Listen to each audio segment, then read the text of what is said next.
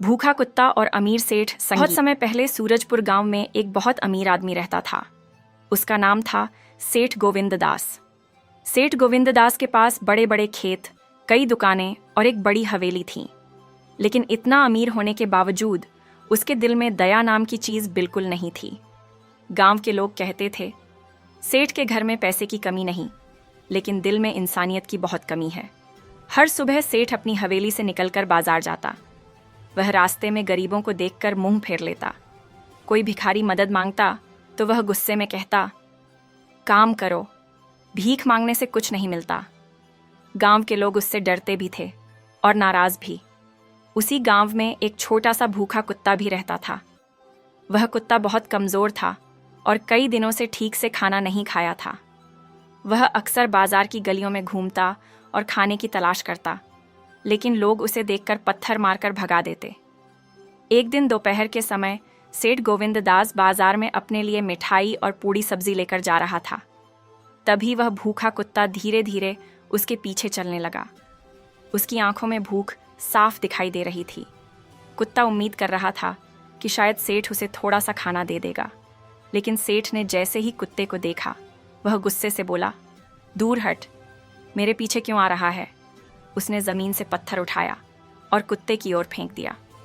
बेचारा कुत्ता डर कर दूर भाग गया, लेकिन उसकी भूख इतनी ज़्यादा थी कि थोड़ी देर बाद वह फिर से सेठ के पीछे आने लगा। इस बार सेठ और ज़्यादा गुस्सा हो गया।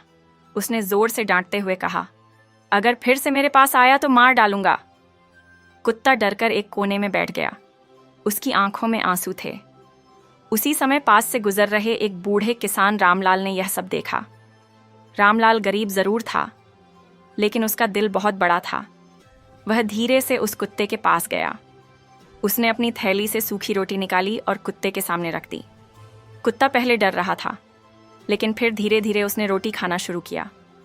रामलाल मुस्कुराते हुए बोला, ले बेटा, पेट भरकर खा ले। यह सब देखकर सेठ हंसने लगा।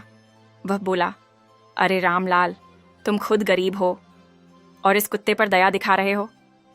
रामलाल ने शांत स्वर में कहा, सेठ जी, भूख इंसान और जानवर में फर्क नहीं करती। सेठ ने बात को हंसी में उड़ा दिया और वहां से चला गया। लेकिन किस्मत को कुछ और ही मंजूर था। कुछ दिनों बाद एक रात सेठ की हवेली में चोरी हो गई। चोर घर में घुस आए और सेठ के कीमती सामान चुराने लगे। तभी अचानक हवेली के बाहर जोर जोर से भौंकने की आवाज़ आने लगी। वह वहीं भूखा कुत्ता था। कुत्ता जोर जोर से भौंक रहा था। उसकी आवाज़ सुनकर पहरेदार और गांव के लोग जाग गए।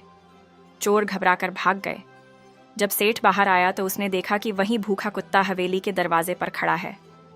सेठ को समझते देर नहीं लगी कि उसी कुत्ते की वजह से चोरी रुक गई। सेठ को अपनी गलती का एहसास हुआ। उसे याद आया कि उसने इस बेचारे जानवर के साथ कितना बुरा व्यवहार किया था। सेठ धीरे धीरे कुत्ते के पास गया। पहली बार उसने प्यार से उसके सिर पर हाथ फेरा। फिर उसने नौकर से कहा, आज से यह कुत्ता हमारे घर का हिस्सा है, इसे रोज खाना दिया जाएगा। कुत्ता अपनी पूंछ हिलाने लगा। उसकी आंखों में जैसे खुशी के आंसू थे। अगले दिन गांव वालों ने एक अलग ही सेठ गोविंद दास को देखा। वह गरीबों को खाना बांट रहा था। लोग हैरान थे। सेठ बोला, एक भूखे कुत्ते ने मुझे इंसानियत का असली मतलब सिखाया है। उस दिन के बाद से सेठ का दिल बदल गया। अब वह गरीबों की मदद करने लगा और वह छोटा सा कुत्ता अब हवेली का सबसे प्यारा सदस्य बन चुका था।